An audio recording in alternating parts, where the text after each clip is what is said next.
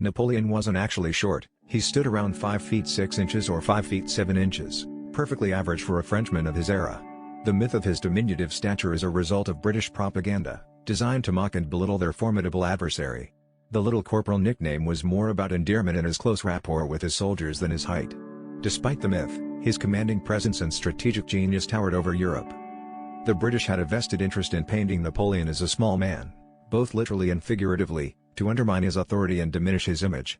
Caricatures from the period often exaggerated his features to make him appear more comical and less threatening. This clever use of imagery became one of the earliest forms of widespread propaganda, shaping perceptions in a way that facts alone could not counter.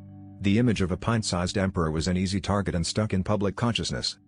Interestingly, the French measurements using the pre-metric system might have also contributed to the confusion. They measured Napoleon at 5 feet 2 inches in French inches, which translates to approximately 5 feet 6 inches in modern measurements. This discrepancy was lost in translation, further fueling the myth. In reality, Napoleon's ambitions and achievements were anything but small, leaving a massive imprint on history. The tale of Napoleon's height is a fascinating example of how myths can take on a life of their own, overshadowing reality.